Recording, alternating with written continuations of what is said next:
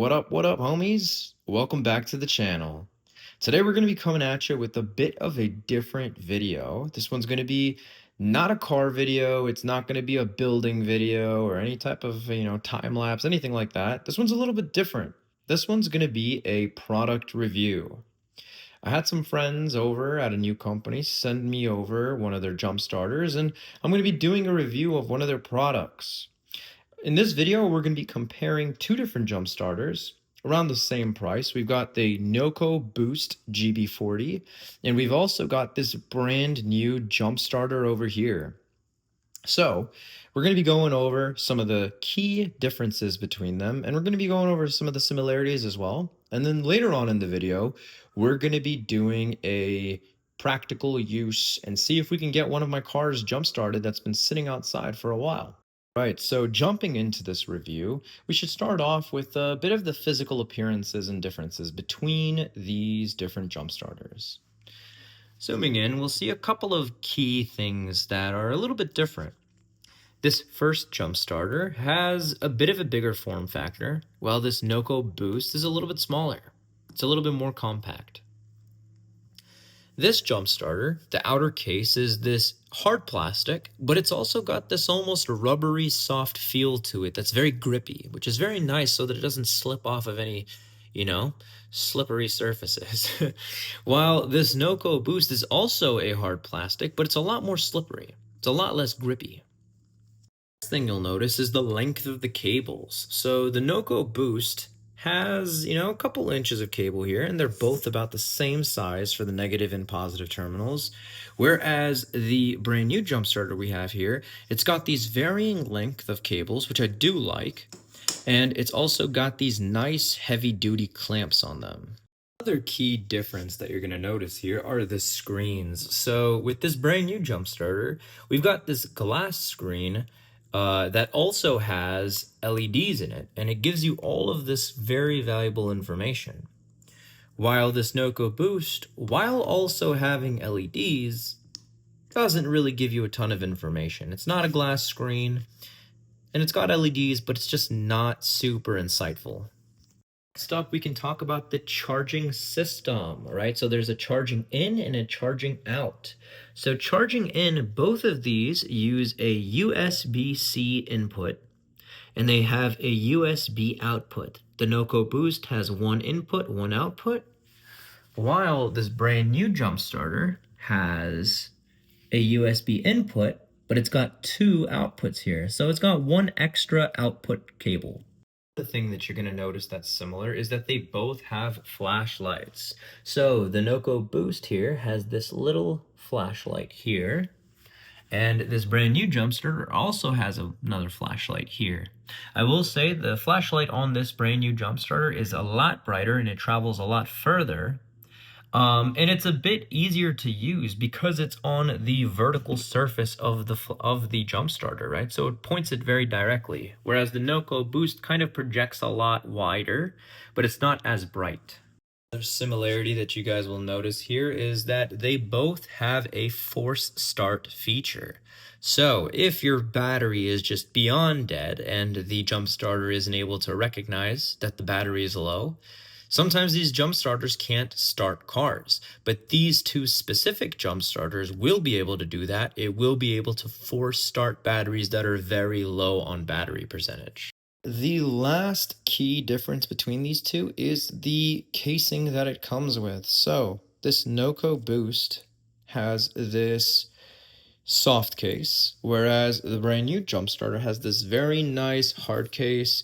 It's got a zipper with any accessories that you would want to put in here. It's got a nice soft pad on the bottom, and it's definitely a really good thing to carry with and travel with because you don't have to worry about scratching up the surface of it, and you can also store away any other emergency items that you might need. So those are the main physical differences between the two different jump starters. The next thing is the key stuff that a lot of you will be focusing in on. So what really matters here, right? We've got the NOCO over here, and we've got the brand new jump starter here. Price-wise, the NOCO Boost is around $125 on Amazon. Sometimes they have promotions, whereas this brand new jump starter is about $110.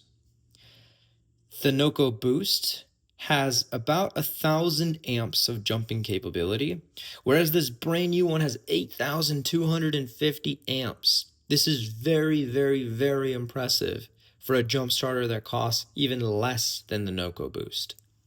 The next thing we'll notice again is the soft case versus the hard case. And another really, really important thing is the battery. This one, the NOCO, only shows us battery life in terms of bars. There's only 4 LEDs here, so you don't really get a ton of information. Is it on 100%? Is it on 90%? Is it on 80%? It's very hard to tell. Whereas the brand new jump starter tells us information based off of percents, which is incredibly valuable. So now that we've gone over the main differences between these jump starters, we're going to go outside and we're going to try and get one of my cars started that's been sitting for quite some time.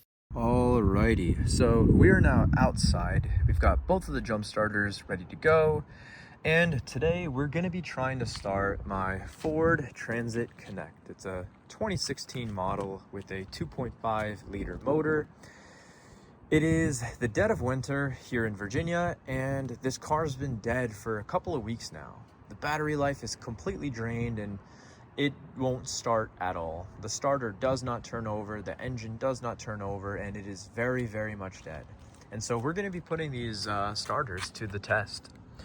As you can see, we have the NOCO Boost fully charged, as well as our brand new jump starter fully charged at 99%. We're gonna start off with the NOCO Boost and see how things go. So you can see here that we have our positive connected to the positive of the battery. We've got the negative connected to the chassis ground, and we've got our NOCO Boost that's ready to go. Again, fully charged.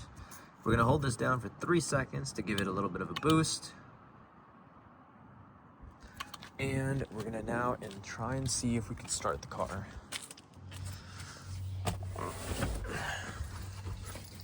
So, attempt number 1.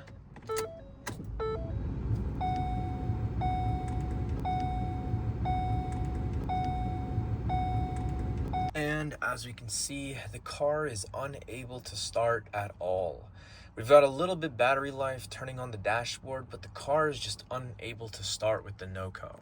So we're gonna go give the NOCO a little bit of a break, and we're gonna try our brand new jump starter and see how things work with that.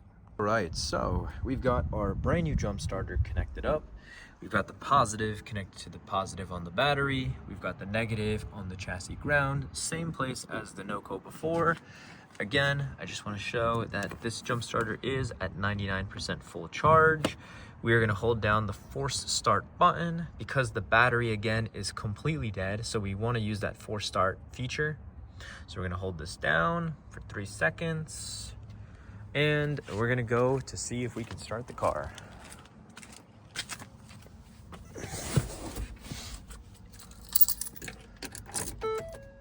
So, right away, the good news is that it seems like everything's kind of already powering on. We've got the sounds on, we've got the radio turning on, the lights are even turning on. Let me turn off the fan, and let's give it a shot. And amazingly, the jump starter starts the car on the very first twist of the key. Amazing. And coming back to the jump starter after our first attempt to start the car, we do see that the battery percentage came down a little bit, but impressively only down 4%. It dropped down from 99 to 95% full charge. That is very, very impressive. Whereas when we come over to the NOCO, we can see that the battery on this has already dropped down completely. It is down to only 2 bars of life left, and it was not even able to start the car on the first attempt. All right, so we're back inside the house for a final update. So this NOCO Boost GB40, what can I say? I've had it for quite some time. I've used it on quite a few different cars, and I know that it's got pretty good reviews on Amazon. I know that they sell a decent amount of them. The one thing I will say is that it's a bit hit or miss. It's able to start some cars for me. It's unable to start other cars for me. And while I know they're good jump starters, I just feel like the GB40 for this price range of around $100, it's just not going to do it for some people. Like in emergencies, I just wouldn't trust it that much because again, I've had some cars that it's been unable to start. Whereas this brand new jump starter, I've been extremely impressed with. It's very, very powerful. It's been able to start every single car that I've tried it on. And what's even more impressive is that I actually just tried this on my 2018 Mustang. It's got an 8-cylinder 5.0 motor. And after using that to jump that car, it's only down to 90%. So I've now jumped multiple cars with this, and the battery percentage just stays. It's so impressive. So overall, I would give 2 big thumbs up for this brand new jump starter. Highly recommend it. Very powerful, very reliable, and at the price of around $110, it is just very hard to beat. So very, very impressive, and I hope you guys like this review video. Thank you again for the jump starter, and I will definitely be getting one for almost every single car that I own, just to keep it for as an emergency. So thank you guys. Hope you guys liked the video.